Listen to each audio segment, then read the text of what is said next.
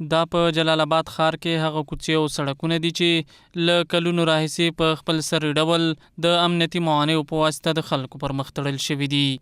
ښاریان وایي د زورواکو وکیلانو او ځینې ادارو له لورې د لارو بندولو له ګڼو ستونزو سره مخ کړي دي. که موږ وګورو په هر چوک کې په هر ځای کې د ځان لپاره موانع ودرولي دي، چوکونه یې بند کړي دي او خپل په ماڼوګانو کې ناستې دي او د بل چا غم ورسره نشي د غریب ولس. په دې لارو په دې کوڅو کې موانع او دغه کړي دي په دې خاطر چې دوی زمونږ ساتنه وکړي، دوی خپل ځانونه راته ساتي، په ځان یې لکه د اوسپنو کلاګانې تاو کړي دي. دا ټول مشکلات زما په خیال باندې هم دوی جوړ کړي دي.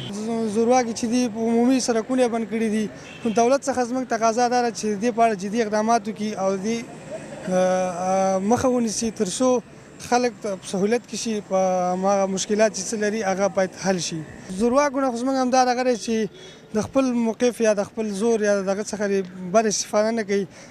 باید دوی د خپل موقف نه صحیح استفاده وکړي، ولس ته خدمت وکړي، ځکه هم دا ولس دی چې دوی کاندیدان کړي دي یا دوی یو موقف ته رسولي دي. باید دوی د ولس لپاره خدمت وکړي، نه باید دا چې دوی ولس ته یو ډول مشکل جوړ کړي، تکلیف ورسوي.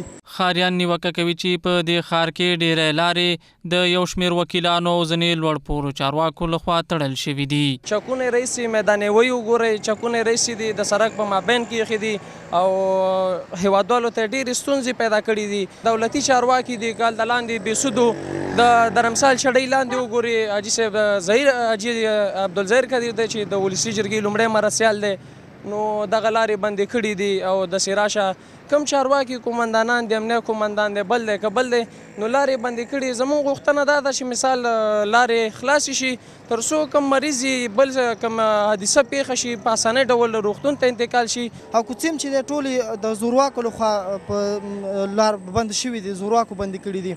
په دې ښار کې چې دی لږ غټه وظیفه پیدا شي یا څارندوالي یا د ولسي جرګې غړي دغه کسان یې راشي دلته کور ځان ته په کرا باندې کور نیسي، چون خپل کور یې نه په کرا باندې کور ونیسي، بیا غونډه کوڅه ځان ته بندي کړي چې ولا هلته زما غونډ راج دی، هلته زما راج چلېږي او دا زما ځای دی.